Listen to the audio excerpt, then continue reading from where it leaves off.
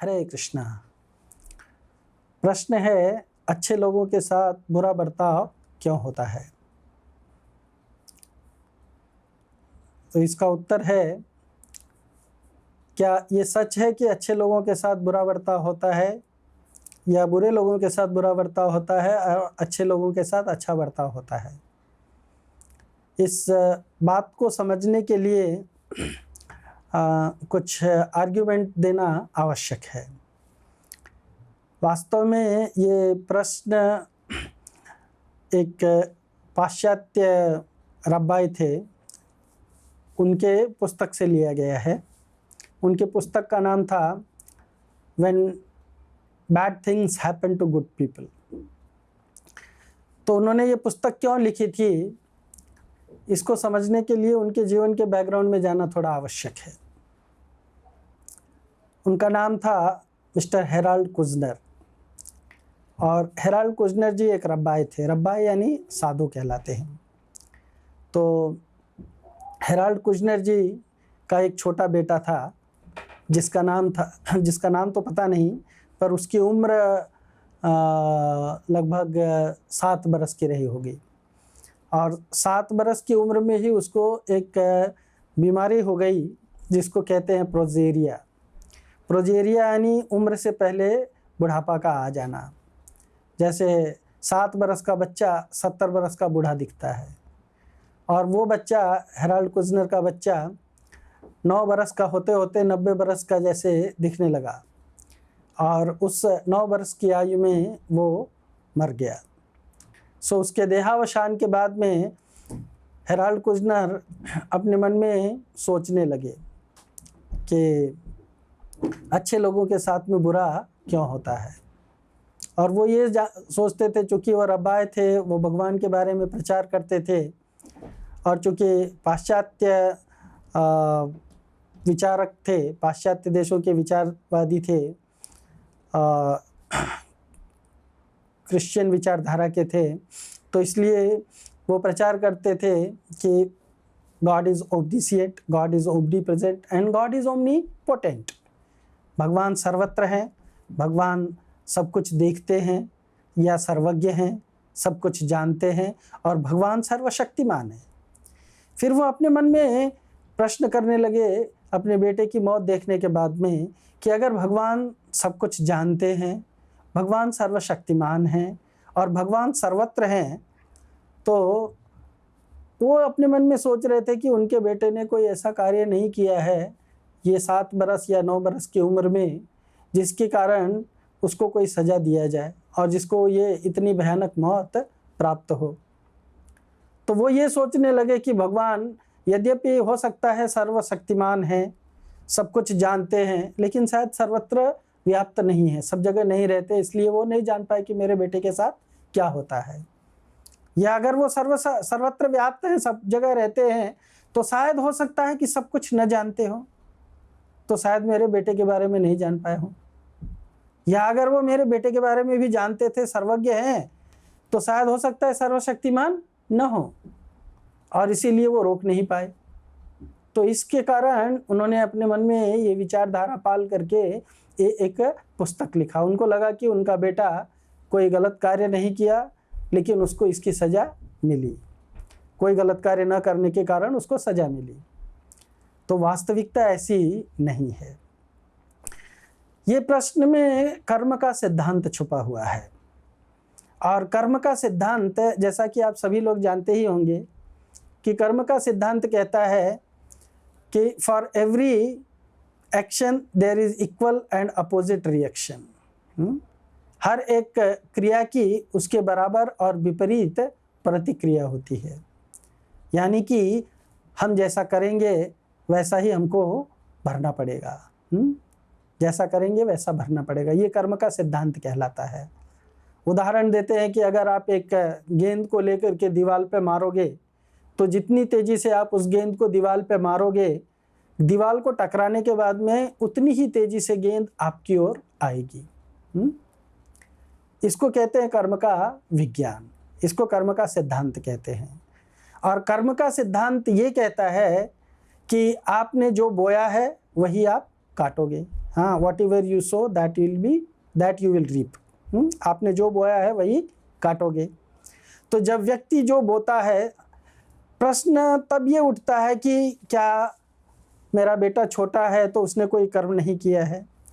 हाँ, आपके बेटे का शरीर छोटा हो सकता है, लेकिन आत्मा के स्तर पे आपका बेटा केवल एक शरीर नहीं है, वो शरीर से परे आत्मा है।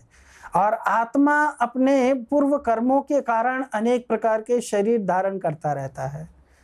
हो सकता है कि कुछ अवस्था तक, शरीर धारण करने की कुछ अवस्था तक उसका शरीर कोई कार्य करने के योग्य न हो, या वो नया कार्य न कर सके, उसकी बुद्धि इतनी विकसित न हुई हो, पर उसकी जो पूर्व शरीर में किया गया कर्म है वो कर्म उसके साथ है, और उस कर्म के कारण उसको एक प्रकार का तथाकथित शरीर, एक मानसिकता, एक एबिलिटी या योग्यता जो कह लीजिए, ये सब चीज़ें उसको मिली हुई हैं।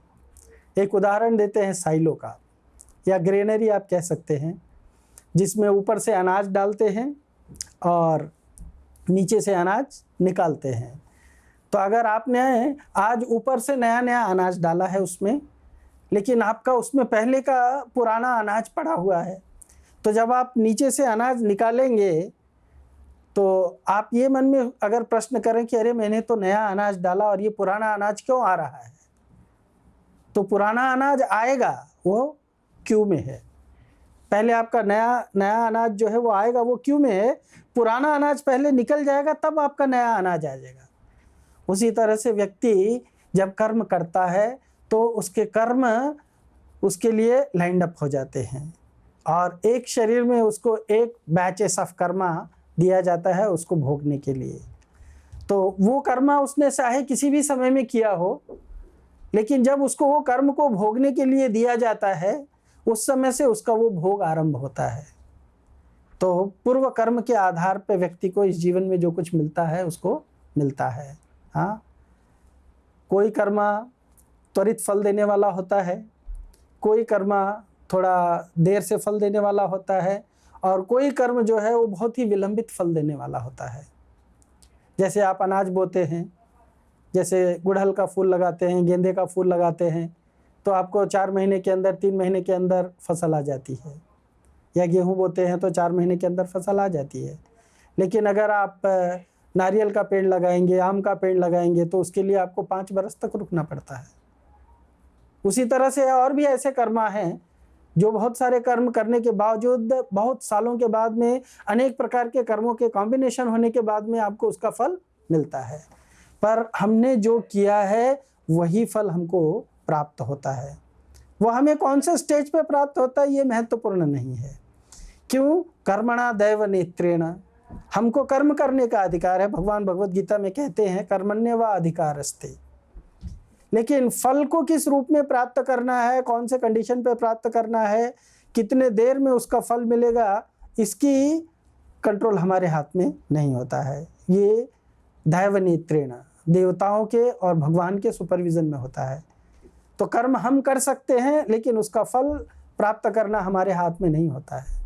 जैसे परीक्षा में प्रश्न के उत्तर लिखना हमारे हाथ में है, पर प्रश्न के उत्तर लिखने के बाद में उसको चेक करने के बाद में उस पर कितने अंक देने हैं वो एग्जामिनर के हाथ में होता है। और एग्जामिनर जो कुछ भी उत्तर देता है या हमको जो अंक देता है, वो अंक हमने हमारे टेक्स्ट के आधार पर प्रेस्क्राइब्ड, हमारा जो प्रस्तावित टेक्स्ट बुक होती है, हमारी जो पुस्तक होती है, उसमें हमको पहले से पढ़ाया गया होता है, और उसके आधार पर हमको मूल्यांकन किया जाता है कि हमने क्या पढ़ा है, क्या नहीं पढ़ा है, और उसके आधार पर फिर हमको प्रश्न का मार्क दिया जाता है या अंक दिया जाता है, और वो होता है टीचर के हाथ में या एग्जामिनर के हाथ में। तो हम ये नहीं कह सकते कि एग्जामिनर ने हमको इतने ही मार्क क्यों दिए। हम कह सकते हैं, लेकिन एग्जामिनर के पास में उसका उत्तर है कि ये ऐसा क्यों होता है। हम हमारे फ्रस्ट्रेशन निकाल सकते हैं। जैसे आपको मंडूक ऋषि की बारे में पता होगा, अणि मंडूक जिनको नाम से कहा जाता है। अणि मंडूक ऋषि जो थे वो समाधि में बैठे हुए थे, ध्यान में बैठे हुए थे भगवान के, और उसी समय कुछ चोर राजा के राजमहल में चोरी करने के बाद में उनके आश्रम में घुस जाते हैं और चोरी किया हुआ वस्तु उनके आश्रम में छोड़ करके और कहीं भाग जाते हैं। उनके राजा के सिपाही जाकर के उसमें तलाशी लेते हैं, यानी मांडव्य ऋषि के आश्रम में, और चोरी किया हुआ वस्तु उनको वहाँ प्राप्त हो जाता है। सिपाही सोचते हैं कि ये ऋषि जो है यही चोरों का सरदार है, और उनको उठा करके ला करके राजा के सामने प्रस्तुत करते हैं। राजा जो है उनको सूली पे चढ़ा देने की सजा दे देता है। मांडव्य ऋषि अपने तपोबल से सूली से तो बच जाते हैं, सूली पे बैठे रहते हैं, सूली से उतरते नहीं हैं।